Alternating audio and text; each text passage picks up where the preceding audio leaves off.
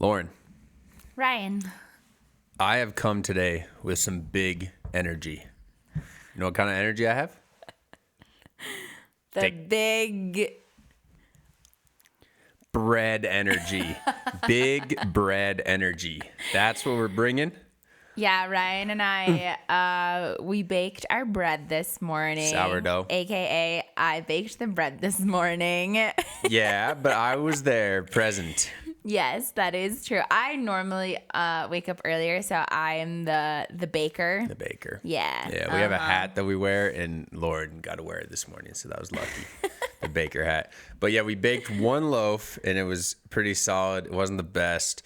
And so then our other starter was just popping off, and we're like, we better use our starters, we thought that we killed our sourdough starters, and no. Fully revived. Yeah, fully revived. I feel like we need to tell our sourdough queen. Oh, yeah, she does need to know that she was right.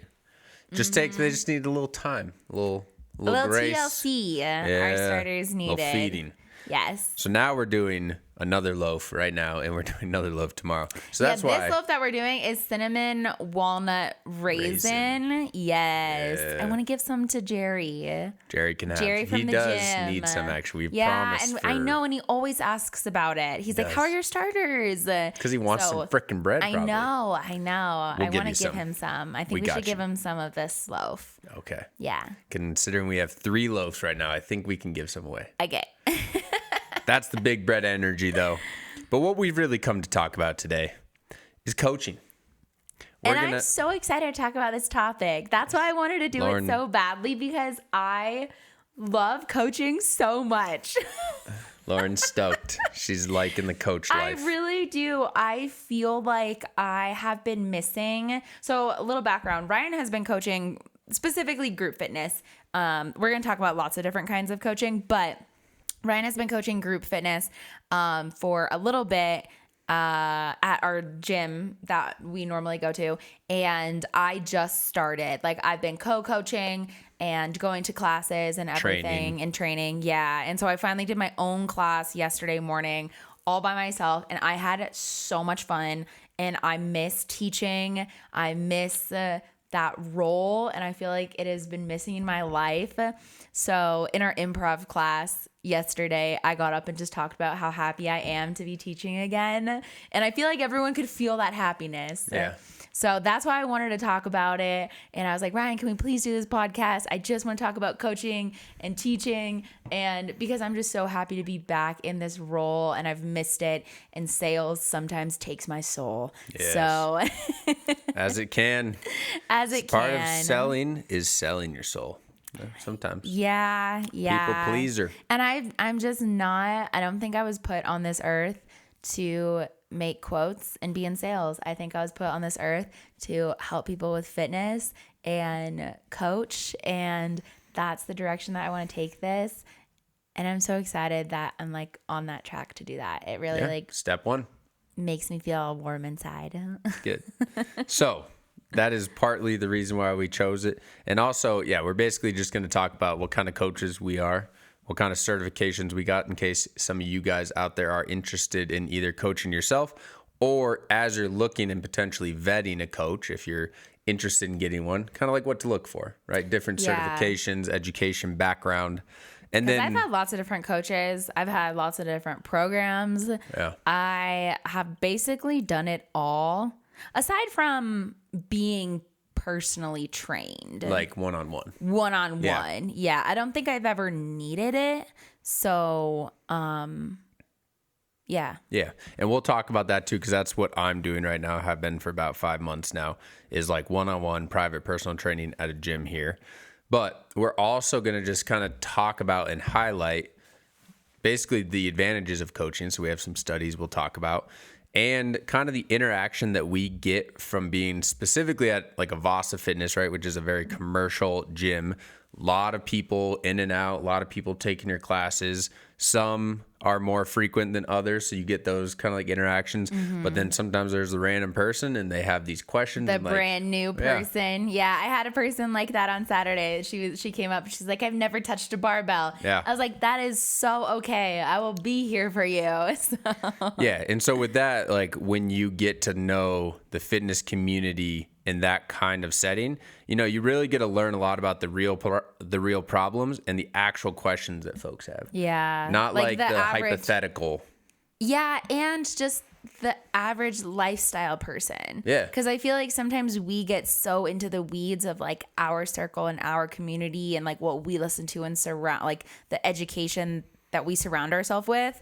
But then there's this massive group Way that bigger. that is way bigger than our little fitness bubble that we get to interact with, and you're like, wow, people don't know this. Like, that's crazy. Like, where like super some things basic. that are just knowledge to us are revolutionary to some other people, and you're like, this is cool that you get to teach about it. And sometimes I feel like there's humbling moments of just like, wow, there's people that have never touched a barbell. Okay, that like fine, that's good, we're here. Like, this is where we're at. Meet them where they're at. Yeah, which is cool. So we're going to kind of cover that as well. But first, of course, we're trying to keep it fun here. So we got fun facts. I'll hit the first one. You hit the second one. Okay. The average personal trainer hears the phrase, I'll start my diet next Monday, approximately 520 times a year. I don't know. Is that founded in some sort of statistics? Who knows? I found that on Google, but that's funny. It's a lot of times. I know that is a lot of times. I wonder how many times. Actually, I have never really said that. I definitely have said that to myself. Of like, I'll start my diet on Monday.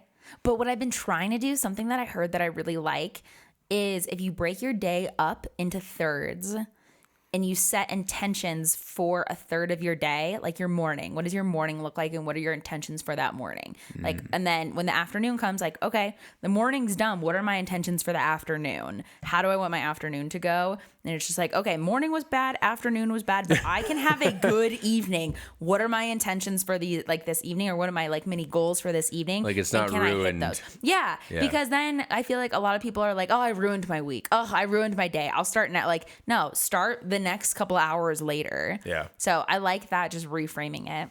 Yep. Okay. Fun fact number 2, personal trainers rank among the professionals most likely to be approached for free advice outside of work at parties, family gatherings, and even grocery stores. Oh, yeah. And I guarantee the next one of the other highest ones is like doctor. Because when I was even in med school, people, all my uncles, aunts, everybody calling me, oh, like I have this. I'm like, I'm not a doctor yet. Hold on. Be like, and are you paying me? But it is, no, it's just like I feel, because it's with family, like you gotta be careful. Yeah, giving sure. like medical advice. Yeah. But it is funny, even with this, like before med school and just being in exercise science, same thing. Like people want me to write them programs, and they have questions about their knee and their hip and the pain and the yeah. So that one, like the first one, I don't know, 520 times a year, sure. That one's very real though. I can attest to that for sure. That people are always asking you questions. Yeah. About that kind of stuff. Okay, fun facts are done. But Studies. this is why coaching works. We found some studies. These are actually interesting because, not to like, I guess, downplay the effect that I'm trying to have, but it does feel like, it just doesn't feel like you need a coach, I guess, which you don't need one. But it's interesting with these studies how much it can actually help certain people. So let's get into it. Number 1, I will apologize up front if I butcher any of the lead authors' names for these. This was a 2003 study by McLaren, and it was a 10-week study. And what they did was they basically had a group of individuals using a personal trainer, right? So like one-on-one time. And then another group of individuals who had no personal trainer, just on their own. They gave them the exact same program. And they found the people with the personal trainer, they had 73% of those clients completed their program versus 27% of the clients who didn't have a personal trainer. That's crazy. Way more than half. Like double, or more than double the adherence. I feel like there's power in numbers, and there's power in like adhering, you have to show up for another person. Right. Yeah. And you'll see that that's kind of a common theme here with these other ones. So yeah, basically what they found was personal training clients achieved significantly better strength gains because they completed their program more than double the time. Then we have another one. This is probably one I will butcher. 2000 study by Mazzetti et al. Was a 12-week resistance training study. So the supervised training group, meaning they had a trainer, right, showed 33% greater strength improvements than the unsupervised group despite identical programs. So once again, this is just a supervised, and this said training group. So meaning it wasn't like a one-on-one. So that'd be like our group fitness, right? Like we are there, we're coaching everybody, but not giving everybody the ample amount of time. Like you're getting little, hey, try this with that, try this modification here. Those people, 33% greater strength. That's crazy. That's really big impacts, especially in like sports science. Yeah. Right? 33%. Yeah. You do the math on that. I mean, that's 33 pounds on a 100-pound bench press or 100-pound lift, whatever it is, right? And also for that one, adherence rates were 95% with supervision versus 79% without. So once again, showing the adherence with a coach is going to be superior. Okay, then one more that I will do, and then Lauren will take it away with a couple more. We have Schroeder et al. 2019 study. They examined adherence based on supervision frequency. Now, this one's important because those first two are like, why would I not have a coach, right? Like, there's no reason not to have a coach. Yeah. I should have a coach every single day of the week. That, first of all, be very expensive. Second of all, this study, which is a lot more recent, so 2019, proves that that's not the case, which is cool. So what they found was moderate supervision, so 1 to 2 times a week, produced comparable adherence to high supervision, meaning 3 times plus per week. And that, I think this goes back to like autonomy. Like you need to have the intrinsic motivation yourself Yes. a bit as well. Yep. And that's like have the confidence to be like, I can do this by myself. I don't need to be babysat the whole time, you know? some guidance is good. Yeah, guidance is always good, but also knowing that you can do it on yourself, I feel like gives you a sense of power and control over the stuff that you are doing. Yeah. And that's so, and we'll get into it later, but the personal training that I do, the coaching I do through Fitness Lab is one-on-one sessions, 45-minute sessions roughly. And I'd say on average, I think I have, I don't know, maybe like 15 or so clients. On average, they all go about 1 time a week. There's a couple that come 2 times a week as their schedule permits, but it just shows you. And to me, sometimes I'm like, well, that's not enough. And I would say it's not enough if that's all you do. Just generally, like if you're trying to really lose fat, build muscle, build strength, you need to go to the gym more than 1 to 2 times a week. Yeah. But for a trainer, like that's cool for me to hear that, hey, that's enough. 1 to 2 times a week, I can have a major impact on all their other training throughout the week just by coaching them and showing them the right things. And that was always my goal with this from day one. Like with every single client is, hey, I don't want you to rely on me. I want you to learn as much as you can from me and then be able to take that and go on your own. Because you shouldn't have to have a trainer for your entire life unless you want to. That's up to you. But I think some people use it kind of as a stepping stone. And I know one of my first clients, that's what he wanted. He's like, I want to do this and then like gain confidence. I'm not confident going to the gym on my own. I don't know what to do. Yeah. Not like I don't feel confident like look wise. It's just like I don't know what to do. I feel kind of lost. That's a lot of people at the gym. Yeah. And so that was, all right, from day one, I was like, okay, showing them different variations. Hey, bench press and dumbbell bench, dude, it's like the same. You don't have to wait for a bench, just little things like that. So I thought that was really cool to learn from that study. Yeah. I also feel like, I don't do personal training one-on-one coaching with anybody right now, but I do it with my friends. And I've had my friends come and be like, hey, can you show me this thing one more time? Because I feel like everyone was judging me and I feel like I wasn't doing it right. Like the next time we work out, like, can you just show me? Yeah. And I was like, yeah, of course. Cool. Yeah, let's do it. Yeah. So, and I just feel like having that other person there to show you what to do, you feel less, if you're not super confident, you don't feel as dumb and embarrassed and like, everyone's looking at me. It's like, well, no, nobody's really looking at you. But you do want to feel confident, like I am doing this movement correctly. And that's what a lot of people you'll see in the lift class for Vasa. A lot of them don't know that they're doing it right. They think they're doing it wrong, but they don't know what it feels like to do it right. Yeah. So all they need, like especially in the intro class, because you do squats and deadlifts, which I noticed that actually. Yeah. Because one girl's like, is this right? Yeah. Is this right? They and just I'm like, wanna yeah, know. you look good. Like Yeah. your form looks good. Your shoulders are back. Like we were doing an RDL. We were doing barbell RDLs. Yeah. And she was just very concerned that it- she was doing something wrong. I was it like, no, feels everything looks wrong good. unless you know it feels right. That's Yeah. true. Yeah. I get that too. I remember when I started lifting, I was like, is this right? Yeah. Like, Feels like your back is like totally bent and it's totally flat. So the one thing I noticed the most, this is just like a side tangent about it, but people don't keep their shoulders back. Like they shrug them? Yes, they Yeah. shrug them. Yeah. When they're doing RDLs, they'll just let their shoulders hang. I'm like, no, guys, shoulders back, shoulders back, shoulders back. Engage Like, that. Yeah. Yeah. Because I feel like that would hurt. Yeah, I mean it's probably partly strength too, because it is Yeah, hard to. that's those true. are like kind of little muscles that are engaging there. But yeah, it's a good tip. Yeah. to I have. guess your shoulders would kind of give out before your legs would. Oh yeah. Yeah. Right away for sure. guess Especially I like the didn't little, think because about that's that. like rear delt and Yeah. you know, basically like supraspinal and rhomboids, little muscles. But okay, so I have two fun facts. Well, not two fun facts, two studies here that are interesting. A study produced by Radames Oh yeah. and colleagues found that women working with trainers chose significantly higher weight and consistently performed more repetitions per set with proper form compared to working alone. So I like this one, and I feel like it is kind of just common sense, but like it's cool. you're gonna work harder than you would alone. I just think it's interesting that it was women. Yeah, Because, and I do, it's not like a confidence thing, I don't think. It's just, I think inherently, and unfortunately, like, society is like, oh, women aren't supposed to like lift strong, like, right? Pick up Yeah. heavy weights. There's the pink dumbbells are like 5 pounds, right? yeah, Always. yeah. So I think it's sometimes similar to like how people just want you to walk by and be like, yeah, your form looks good. It's like, and I'll do that in the lift class, and I'll do some of my clients. I'm like, yeah, you need to go up and weight. And they always laugh. It's funny. Like I'll tell guys that in the lift class, and they're like, okay, like sure. Sometimes I think they like don't believe me. The girls, when I tell them that, they like laugh. Not that like they don't Do you believe think me. that they feel uncomfortable? Like No, they're I laughing. think they're laughing because it feels good for me to be like that. Because I always say, I'm like, that's way too easy. You should go up and wait. They're Yeah. like, okay, all right. Like they're like excited, kind of like it's Yeah. like a fun laugh. Well, I think also it's a compliment. Yeah, right? exactly. That's what I'm saying. Of just like, hey, you're doing it so well. It looks so easy. Yeah. You need to go up and wait. It's too late. Like, Yeah. Yeah.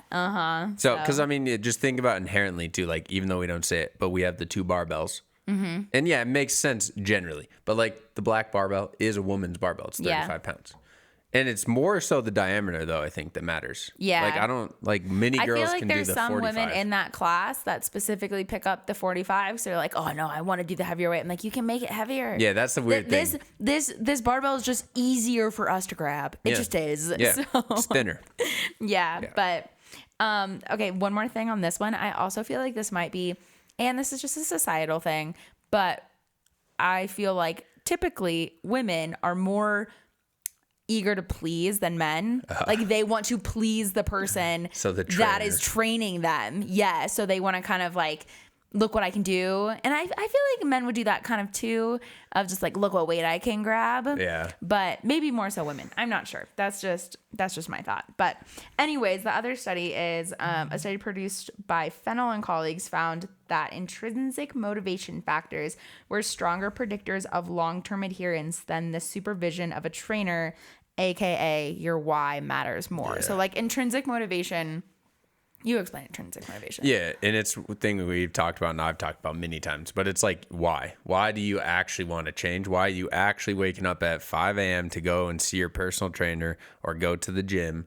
And it has to most of the time be more than like, oh, I just want to like lose So weight. what's the difference between intrinsic motivation versus extrinsic motivation? Extrinsic would be like, oh, I want to look better. Yeah. Intrinsic would be like, I want to play with my grandkids when I'm older. Yes. Yeah. Or I'm training for a race. Mm-hmm. Yeah. So I thought that was really cool because, and it also in that one it specifically talked about too, like the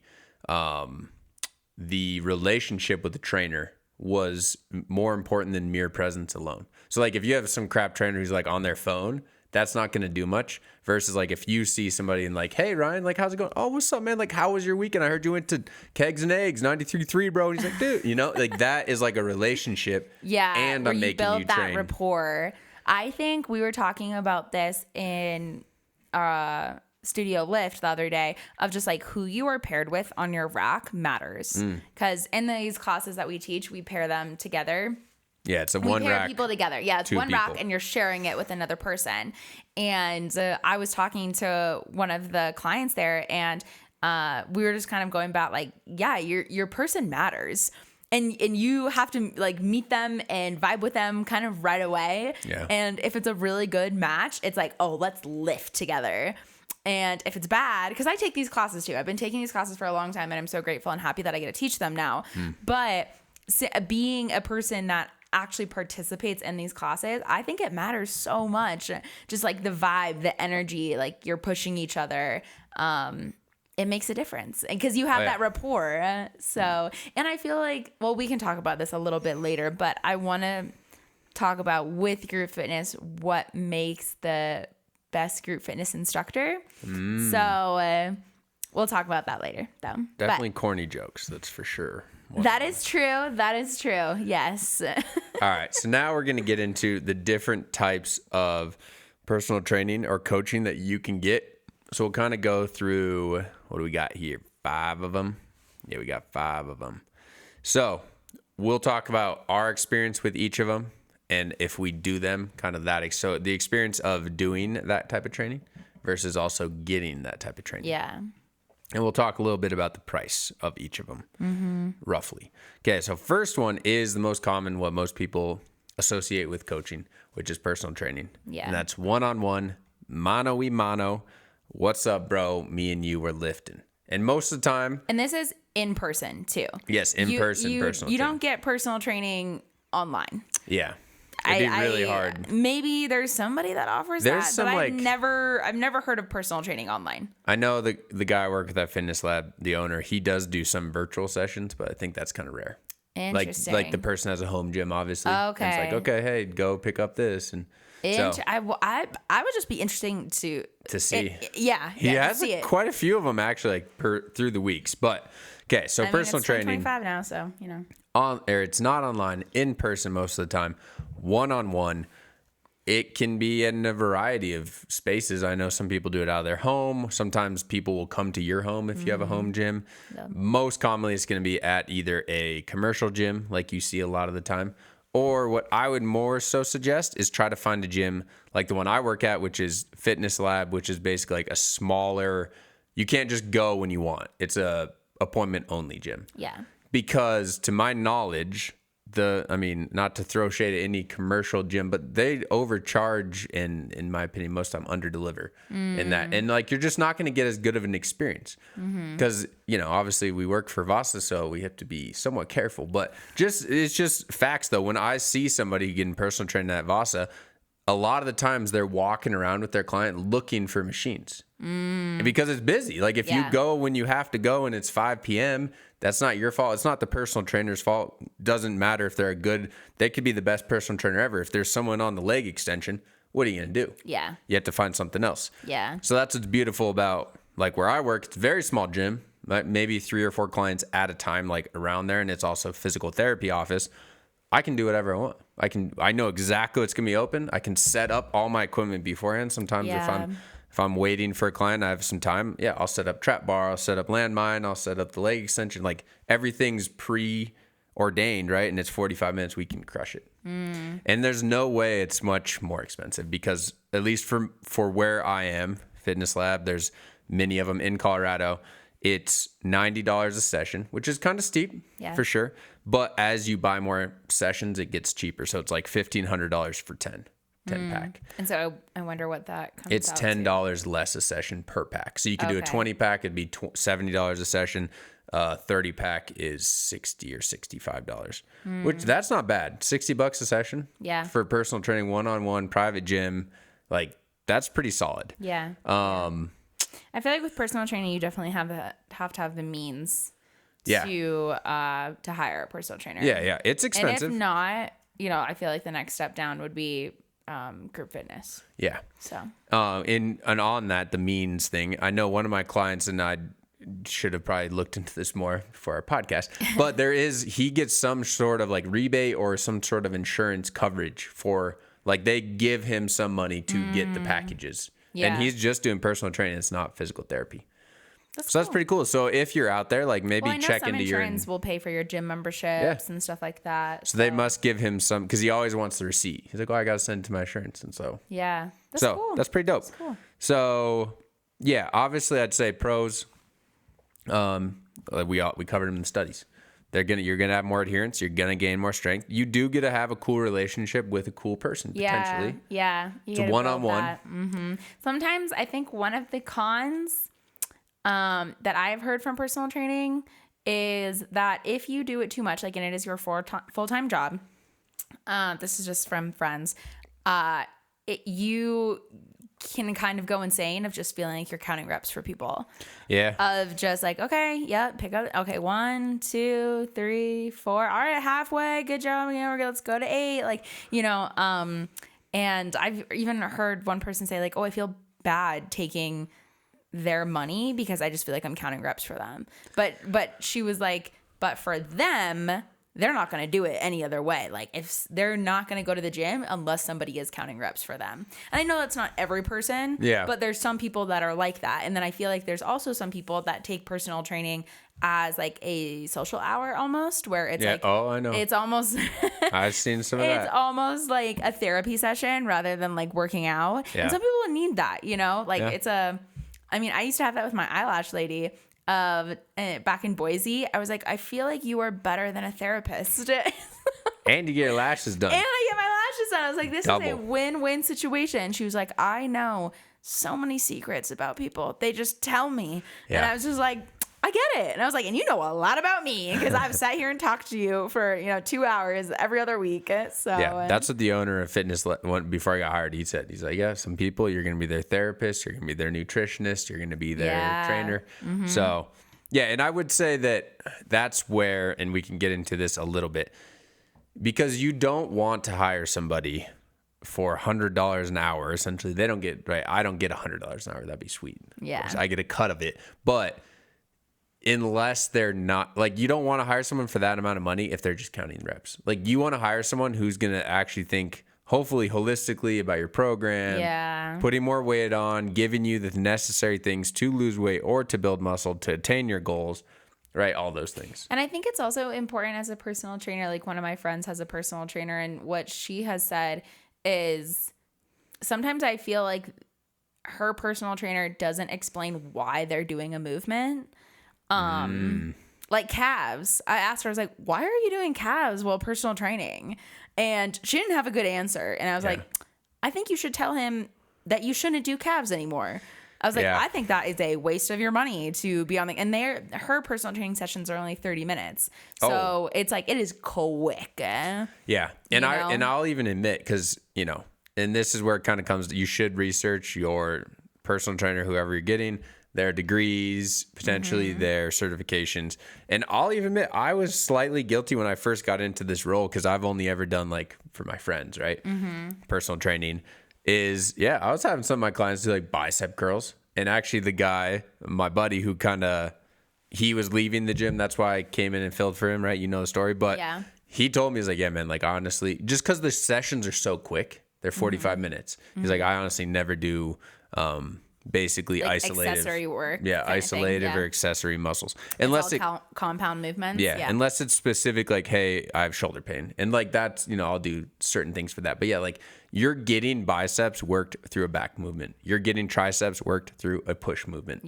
So for anyone out there, because I get that, you almost kind of panic at the first one. You're like, oh, they have to do everything in 45 minutes, I better do. And it's like, think about it. Every machine in this gym. Yeah, I think this is a good tip for anybody out there aspiring to be a coach or are a coach right now for your sessions. Think basically big compound movement at the beginning. So whether that's squat, deadlift, bench press, I'd say a little less, just because you want to get like legs involved off the beginning, because for most clients, that's going to be their hardest effort, right? So you don't want to waste their energy by doing bench press first. But think about a big compound, like one of those, and then just go down, push, pull, and then like front legs and back legs, right? Like quads and hamstrings. And most of the time, that's going to fill your time. Do 3 to 4 sets of each exercise. You could throw in some supersets. But with a push and a pull, and then compound movement, and then trying to hit both legs, you're going to get a really good full body workout. And a lot of my clients have seen pretty good development from that kind of structure, I guess. Yeah. So yeah, I agree with that. And then try to obviously, get them somewhat close to failure but that's the beauty of a personal trainer is you can, I can tell my clients, all right, go to failure. I'll spot you. Yeah. Right. It's completely safe. And I feel like they're more likely to go to failure with somebody watching them. Oh, yeah. Yeah, for sure. Feels better. Okay, Yeah. so that's personal training. Now you're going to take the next one because I don't have any experience in this. Yeah, so the next one is prep coaching and lifestyle coaching. So prep coaching is when you're coaching somebody through they're prepping for a bodybuilding show, essentially. So that's anywhere from 16 weeks to 20 weeks, or maybe you're working with them in the off season and then you coach them through prep. So this is a very, very intensive, yes. Maybe not for the lifestyles, but you are kind of explaining everything to them.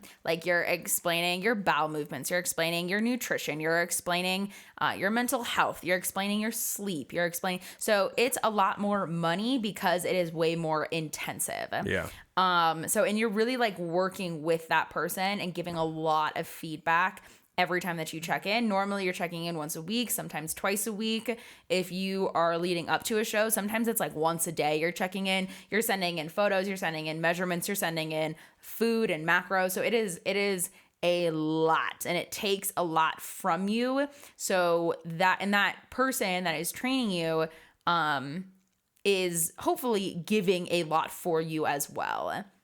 So it's a lot of back and forth. It's a lot of feedback. You very much so get to know your coach, and they very much so get to know you. So yeah, it's interesting. And with the lifestyle coaching is you're not prepping for a bodybuilding show, but you're still going over all of those things. Yeah. And how expensive are we talking? It is expensive in the sense that it can range from $200 a month to $450 a month. Or more, yeah. So the kind of better, higher ranking you go in coaching, the more expensive it is going to be. If you get a very, very well-known coach, it's going to go up. And this can be online. This can be in person. This can be half and half. I've had coaches completely online. I've had coaches in person. I think if you're just starting out with a bodybuilding show or prepping for a show, I recommend doing in person. It's a little bit easier, especially for posing. Yeah. And this also kind of goes with different coaches too. So you'll have a bodybuilding coach and your main coach, but then you might have a different posing coach kind of thing. So yeah, there's a lot to it. It is very, very extensive and intensive. And if you guys have any questions about it, shoot me a message, drop it in the comments, let me know. We have talked about bodybuilding a lot on this podcast because you guys have seen me go through, multiple shows, I guess now. Yeah. Three shows. Yeah. But yeah, if you have any questions, let me know. But it is quite intensive and quite expensive. So. Ooh, nice rhyme.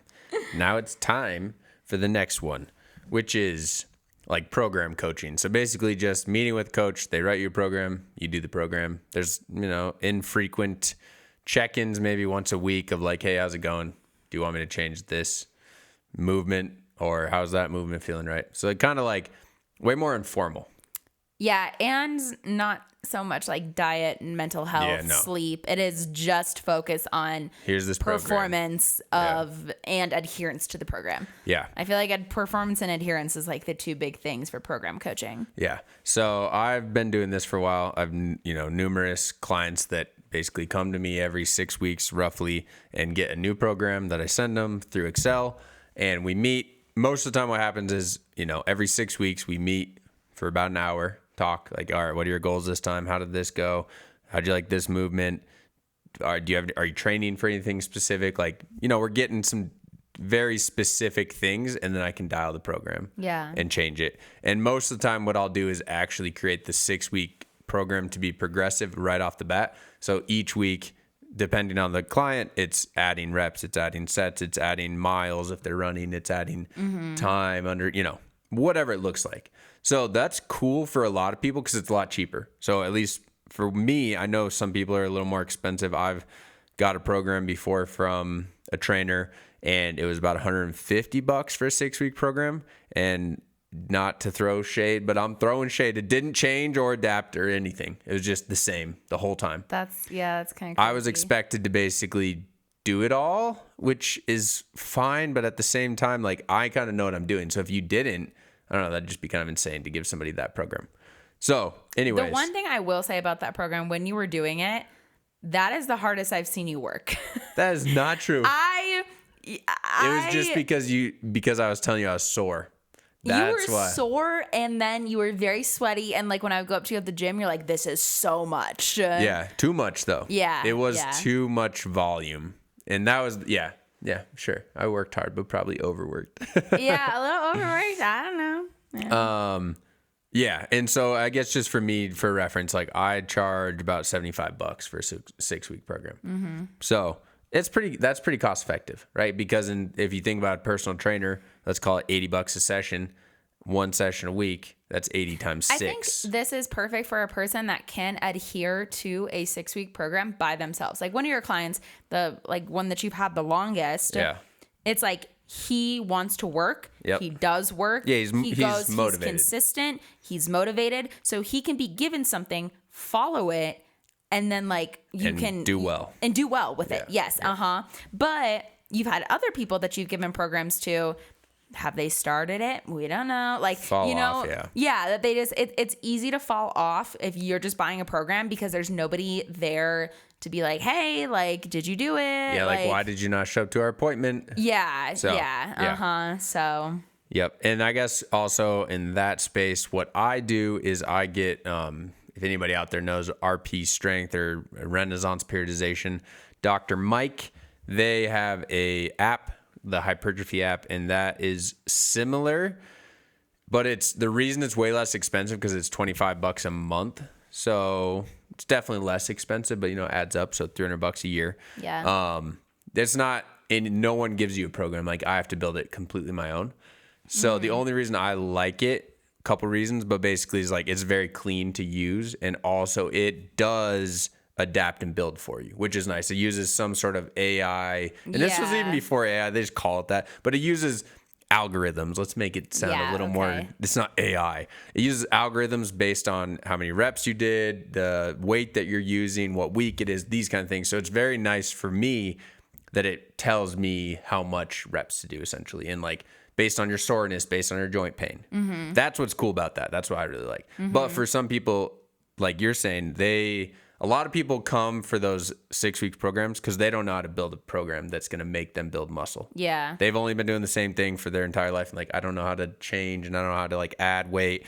What do I do if I want to do special reps, mile reps? Like they don't know anything like that. Right. Mm-hmm. So that's where like I can come in and do it. Mm-hmm. So obviously for myself with, the RP app, I can do that for myself, which is cool. Yeah. But that's where I would stress, like for some people and probably most people, yeah, it'd be hard.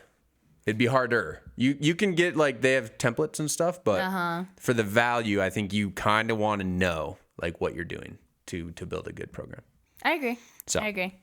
Going back really quickly to prep coaching, the one thing I think is important with prep coaching is I feel like you get to a point in prep that is very close to your show where like you can't think straight. You don't see straight in the sense that you can't see your own body. Like you get to a point where you are like, I'm not working hard enough.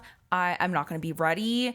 You just get this worry. Questioning, yeah. And you start questioning. And so it's so important to have that person there of just be like, hey, we are on track, whether you see it or not. Like you have to trust me that like I can get us there. Like I'm leading us to this point because within like 2-3 weeks out, your mind is like racing. And so it's nice to have that other person of just be like, hey, we got this. We're going to push. Like, this is when we're going to push. This is when we're going to pull back. This just based off all the data that you're giving them, you are entrusting in them that they will get you where you're needing to go.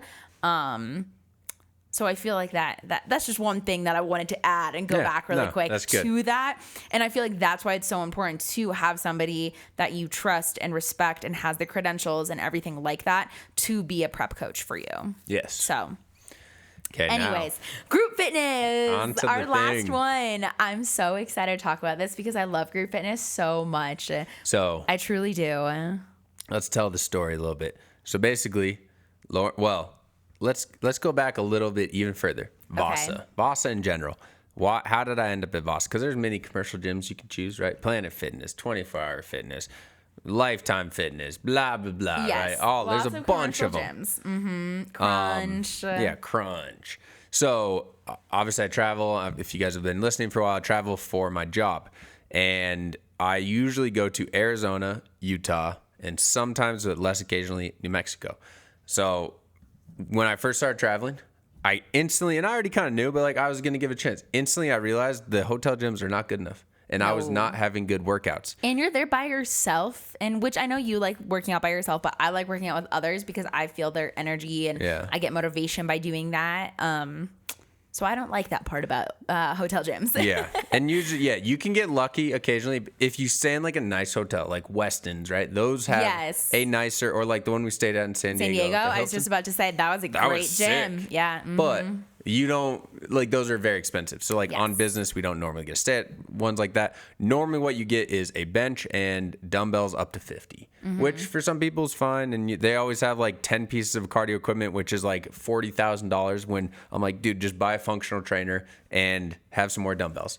Which I don't know what's up with the 50-pound max at I don't freaking get it. But anyway, so I realized that very quickly. So I looked up gyms that I could go to in those states, and Vasa was like the only one that was in Utah and in New Mexico, and it was cheap. I was like, dang, that's really cool. And then there happened to be one here, and then when Laura and I started dating, we started going to that one, because I would never go when I was in town. I would just do my home gym. Yeah, Ryan has a home gym, but I'm not a fan of the home gym because I love other humans and I need to be around them when I'm working out. Which is fair. So yes. So when I moved in with Ryan, or even before that, before I moved in, because I would just be over at his house and I would want to work out. We would want to work out together. And the gym that I was going to was extremely sketchy and weird. And far. He had been a couple times, and we're like, it just works better if we go to your gym that's closer to you. So I signed up for his gym, and I really liked it because it was very clean. The people were nice. It was close. Big parking lot, because sometimes gym parking, that's a factor. Yeah. Even though you're not in the gym yet, getting to the gym is part of it. Yep. Exactly. Yeah. So I really liked that. And then I started going there a lot just on my own. And I was in prep going to that gym, and I eventually moved in. So I was there constantly by myself and without Ryan. So I was there in the morning doing cardio, and then I was there at night lifting, sometimes with Ryan, sometimes without Ryan. And so we just had built this really good community at this gym. We knew everybody that worked there. We knew the people that constantly went at the same time as us. I learned different girls that were participating in similar shows that I was doing, and different, like just kind of a bodybuilding community. And so I just really enjoyed going to this gym, and they have something cool called studio classes. So they're like boutique classes. So what Orange Theory is a boutique fitness studio, or F45 is boutique, and CrossFit boutique, right? And they're boutique in the sense that they have a very, very specific format, and they're all around $200 a month. I will say that. Very expensive. Give or take, very expensive. So what the interesting thing about Vasa, this commercial gym, and this is the only gym that I've ever seen this in, is they have a yoga studio in there, and that does hot yoga. And then they have a cardio studio in there that is similar to Orange Theory, and you rotate around the room, and the goal is to get your heart rate up and to keep it up. It's not necessarily to build strength. And then they have CrossFit-ish style classes called Studio Lift that we both teach at now. Actually, let me correct you. It's actually Studio Lift. There's no I. It's LFT. It's true. Yes. I said that once in the class. They That didn't is true. understand, but Yes. I thought it was funny. Okay. So whatever. Ryan loves cracking jokes. I was like, hey in guys, his what's up? class. I'm Ryan. I'm your coach, and this is Studio Lift. And they're like, this guy's slow. I'm like, no, that's what it says on the freaking door. LFT. Anyways, so we started teaching there because that is more so our background than yoga and cardio. And that went in Namaste. January 2025. And I had just come off of my national show in December. So I was not ready to jump in and start teaching classes. So that I waited But a little I was. bit. Yeah, Ryan was ready. He was one of the first I was, instructors there. yeah. Literally taught the second class. He Second was class ever. signed up to teach the first class. Oh, yeah, he wouldn't let me. And then our boss. manager was like, maybe I should teach the first class and you teach the second class. So that's what he did. And I was in I was in the first class that you he were. taught. Yeah, you got the so shirt. I made sure that I signed up. And I love these classes. I love group fitness for the fact that I do work harder around other people. I mean, my background is in CrossFit, and I have slowly moved over to bodybuilding and just going to a commercial gym more so because I prefer that physique that I have more so than a CrossFit physique. Mad respect for CrossFit still really do enjoy CrossFit. But yeah, and I love it because you just get good community and socialization, and if you get a good coach, you like get their energy in the morning if you go work out in the morning, and I just love it so much. I don't know how else to describe it. I just do. I love group fitness. Yeah, it's cool, and it's cool because people, and this is a bad part sometimes. But I was telling Lauren, because essentially when they walk in, like you check these people in, right? And so now I've been doing it for a while, and a lot of the people I know, I'm like, oh, what's up? Sally, hey, Steve, oh, Jimmy, Yeah. right? And then there's a couple people for sure. Like I can't remember everyone. There's a commercial gym. Yeah, there's hundreds. a lot of people that go to this gym. I teach for a while. I was teaching 5 classes a week, so all different people. Yes. And there would be those people that like they had been in my class probably 10 times. And it's just for whatever reason, I don't remember their name. So they like walk right in behind Sally. I'm, oh, what's up, Sally? Like how you doing? And then they walk in and they expect, since I know Sally and they've been in my class a bunch, that I should know them. And I just don't. I'm like, remind me your name again. And they're just not happy. I'm like, well, I'm sorry. Yeah. But I try. That's okay. But that's the cool Names are part with hard. this is like you do learn, they like know you know them, and you can like certain coaches, how they coach, they'll come to your class and stuff like that. So, which is really cool. Yeah, and I think this is a more affordable option. Way more. If $40 a month. Yeah, and you get everything from a commercial gym to swimming pool to basketball to Olympic lifting area to different studio classes.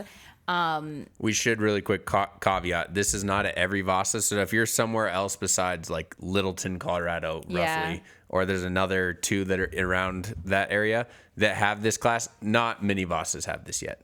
No. Soon it'll roll out. I think they will. Yeah. 100%. I think every It's Vasa doing will very well. eventually have this. I mean, the classes I teach still have wait lists. Yeah. So, and 16 people per class, many on the wait list. Like you were 10th on the wait list the other day. yeah, and I got in, so that Yeah. was cool. But what's cool about it is that, yeah, like Lauren mentioned in the beginning, is this class is really for people who aren't comfortable lifting weights and they come in. So it's, most of the time it's older ladies. Yeah. Is kind of the common, demographic.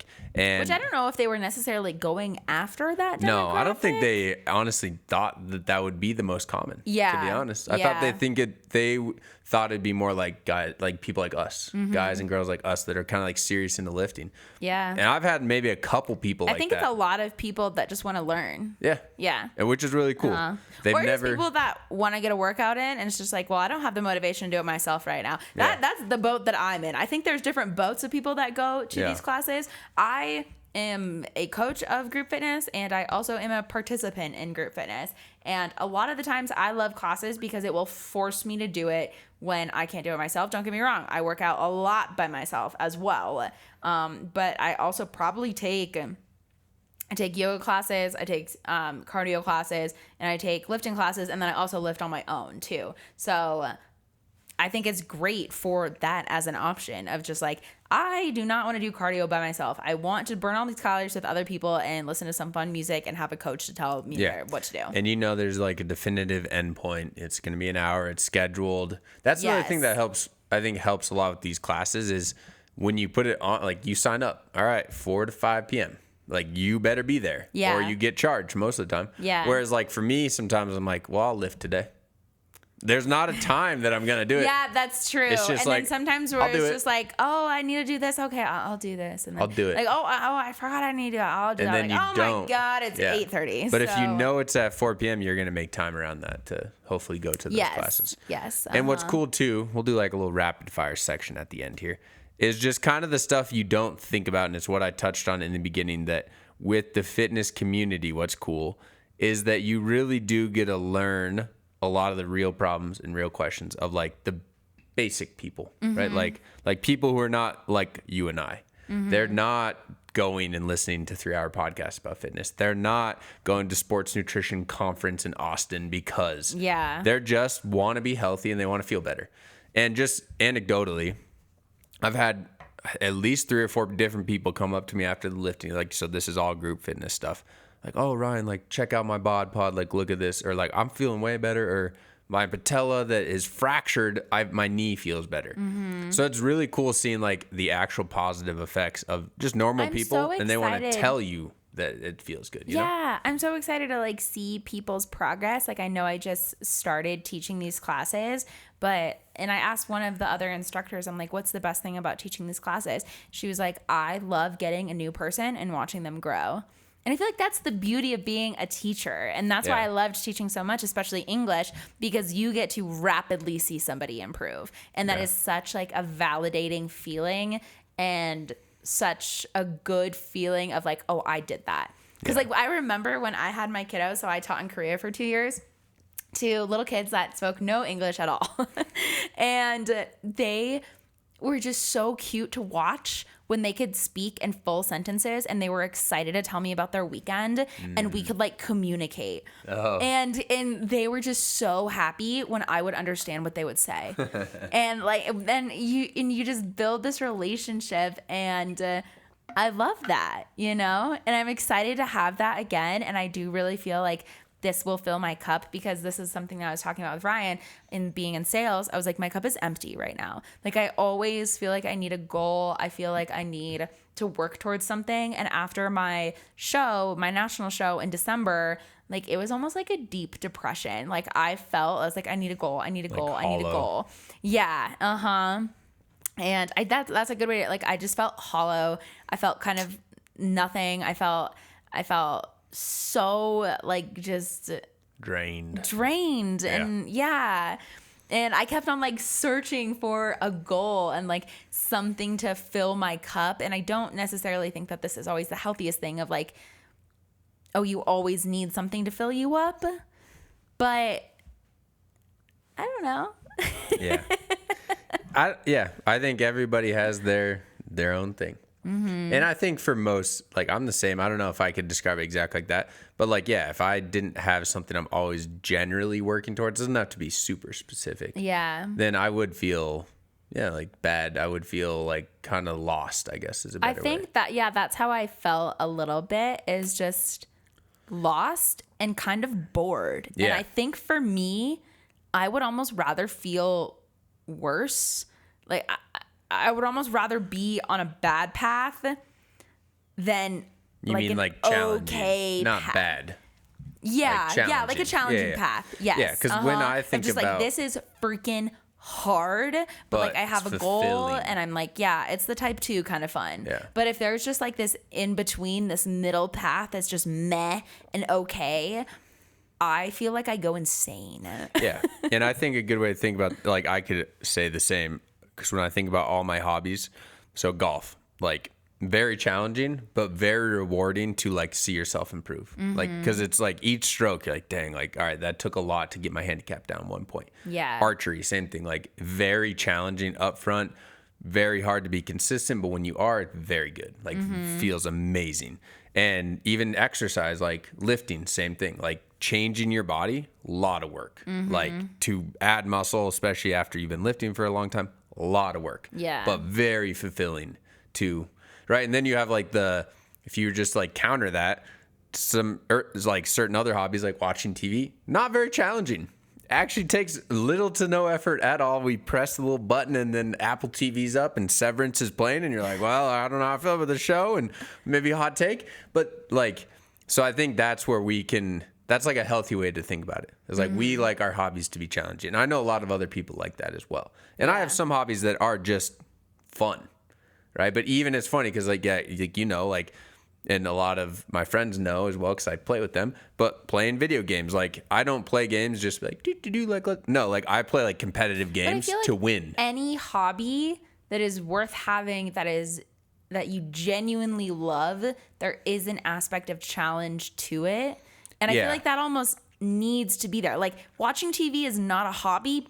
Because it shouldn't be a hobby. Well, yeah, maybe it's a hobby to some people, but I view it as not a hobby because there's no challenge to it. No, there's no depth to it. Yeah, there's no like. When I've heard actually people say this of just like, oh, I'm a movie buff. Like I'm like, I don't view that as an actual hobby. Yeah. I don't know, and maybe like they're really into theater and film, and then like, okay, maybe that's a pass. You genuinely really enjoy the structure, and you can appreciate the make of it, and blah blah blah. Sure, But we could also, because there are like I could think of two good examples right now of like the opposite of what we're saying. Improv would be like I'd consider that a hobby right now. I would consider that a hobby just for fun. But it is challenging though. But it is challenging in the sense that you have to think on your feet. You have to be creative. Yeah. You are adhering to a time. You have people that are relying on you in your scenes. Yeah. Right? I guess it's you have more... to put yourself out there, and I think it's a hobby in the sense that there is such a creativity aspect to it, like pottery. Pottery, I would say, is a hobby because you have to be creative. Yeah. Right? Binge watching shows is not a hobby because there's no creativity and there's no challenge in it. Yeah. Like painting is not necessarily super challenging, right? But it's very creative. Yeah. So I would consider that a hobby. So I feel like that those are the two main things that I would consider a hobby. Is it has to be challenging in some way, and it also has to be creative in some way. Do you think that I'm missing anything? No. Yeah, challenging, and like I think also like a form of progression is really healthy for a hobby, because most hobbies, like most people do hobbies to get better at things, right? Like think about, I could just start ripping them off: biking, running, golfing, canoeing, kayak, like rafting. I'm thinking all of those painting. You get better though. Yeah, I guess you do get better. Like no one just sits there and paints for fun and sucks their whole life. Yeah, and that's true thing. Like you're not sitting there painting the same thing over and over. No, you're trying to do harder things. Yeah. You're trying to paint trees different or right. And yeah, I don't know. I guess like one thing I could think of, this we completely derailed, but whatever. Here we are. We did, but I think it's a good path. Reading, I feel like is definitely a hobby. Like I wouldn't. It is a hobby. But like, how do you challenge yourself? That's what's interesting. I guess. I think reading more loops back to creativity because you have to use your imagination. True. Like, yes, it is being given to you, but you have to come up with the characters in your mind. You have to yes, The only one I could think of, because I think it takes dedication. You have to sit, you have to read. It's not as fun. You have to get through the pages. There is a sort of challenging aspect to it. More educational. Yeah, because I think one of the few hobbies is what I was going to say. Hobbies I could think of right now that I don't know if I necessarily ever am challenged. I guess no. I was going to say camping, but it is challenging going camping because it's a lot of logistics. Like you got to pack for it, right? You got to think about. And actually, most of my novelty. I would say novelty. Oh, yes. Because when you're camping, you wouldn't like camping if you did it in the same spot every single time. I'd also say most of my hardships have also come from camping or associated around camping, like running into bears and slicing open my thumb. Both times I was camping. Yeah. And for me, I actually don't really enjoy camping that much when there's not something else attached to it. And I think you're the same way. Like I want to go camping and hiking. I want to, go camping and fishing, or for you kind of thing, paddleboarding or something. Yeah. Like there's some other activity that is connected to it. But I do think that that's a good one, is like novelty, creativity, and challenge, I think needs to go into your hobby to make it a hobby. I do a whole podcast on hobbies. Hey, I think we should, because honestly, and one of your friends' dads asked me, and I've had that a couple times, like, so Ryan, like, what are your hobbies? Yes. Or I think he said, what do you do for fun? Question. But instead of, like, what do you do for work? Yeah. Like, what do you enjoy doing? If your answer is not, I don't know, it's just not interesting. Like, I always think of the Dos Equis guy. He's the most interesting man in the world. Yeah. And every commercial is just him doing something different. Yes. Just hobbies. I know. So I honestly think that makes for such good conversation too. And relations. I don't really want to. Yes. Like, hey, I really like mountain bike. Oh, dude, I love mountain bike. Dude, really, like, what kind of bike do you have? Oh, yeah. Oh, dude, it's that's sick. opportunities to connect with others, and I feel like if you're around a person that does not have any hobbies, they're literally not that fun to be around. No. Like, so what'd you do this weekend? Oh, just same old, nothing new, nothing. I don't know. And I feel like, okay, I think there's a difference. Like, cooking, I think, could be a hobby, right? Yeah, definitely. But we cook every day. Yeah. Prep food is not a hobby. No, yeah, like, I guess I'm not trying to, I would say sourdough, though. Yeah, like, cooking in general, not trying to really get better at this time in my life. It could be a hobby for some people. Oh, 100%, because some people go deep. Yes, You Trying get different creative spices with it. There's time, there's That's dedication, there's hardship, there's sourdough, like, opportunity to fail. Sourdough is now we're a full roundabout, because now we started with sourdough and now we're ending. Sourdough is 100% our hobby right now, because we are trying a bunch of different stuff. We're trying to be creative. It's challenging. It's freaking hard. We have made so many loaves over the past couple of months. So many. And, some good, some okay, I'd say and like some bad. 70% of good. 70% good, and 30. only maybe a couple that whole wheat freaking bread. Yeah. Those are the only ones that have given us the most. The fits. Yeah. Challenging, whatever. Anyways. Okay. But honestly, though, if you haven't tried making sourdough, you should. It's really fun.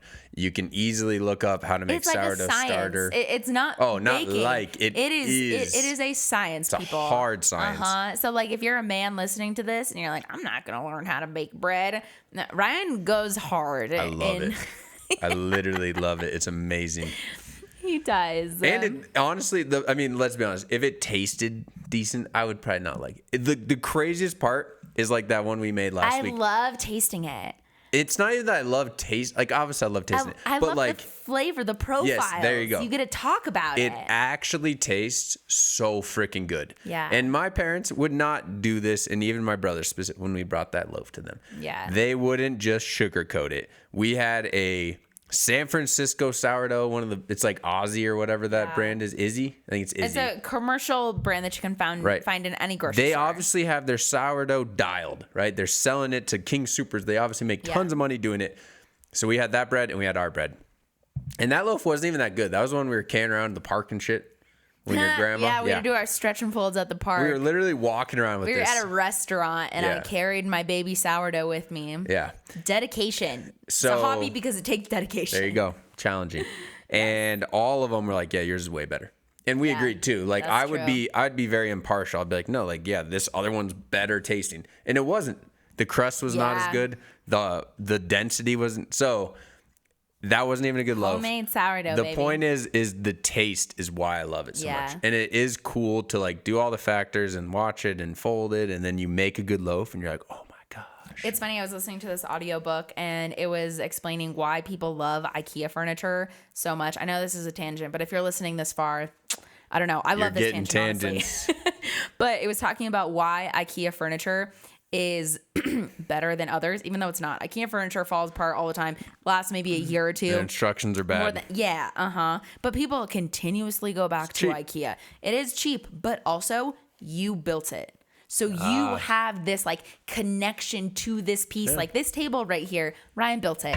Okay? So you have the connection to the item, right? You're like, no, I put 8 hours into this thing and I'm keeping it. 20. Yes. Ryan and I put together a kitchen cart that was actually not from IKEA, but the same process of like you have to build it yourself, right? We got off Amazon, so we went whatever.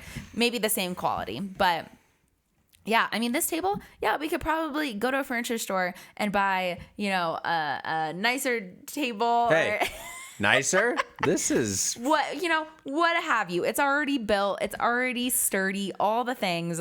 But like, we're using this table. We brought this table from home, and it's because Ryan built it, right? So there's like this sentimental value that is attached to it. and because it was getting annoying in our way. But yeah, and I built it. And you built it. Yeah. Anyways, okay. So all Let's that to leave 'em with say, the quote. yeah, we're going to have a quote. Hit him with it. Hit him with it. The quote is, if you are too tired to work out, it is probably because you don't work out. Let him know. Hey, I mean, it's true. I love this quote. I saw it and I was like, oh yeah, this is the one that we're going to put on the podcast. Actually, Ryan was like, this is the one because I was just reading a bunch of them that I thought were good and enjoyed. Because that is one thing that I hear of very commonly from my clients and from those classes is like energy. Like I have way more energy when I'm working out. And also, it's true. I feel like emotional regulation. I can feel when I'm like, I need to go work out my body. Like I need to get it. I need to get it out. Sometimes I get like angry feelings towards you. And I was like, these aren't even relevant or necessary. Yeah, I was like, I think I just need to go lift. It's crazy. She thinks I'm negative sometimes. And it's like, I'm gosh. not. So that is a sign I right cried there. before this podcast. Okay. I'm just going to put that out there. Not about me. Oh yeah. Not about you, baby. Not about what you. the frick? Throwing me under. Let's go to the gym. We always do. Right after the podcast. We never miss a gym session after the podcast. Literally, we do it every single time. Bye.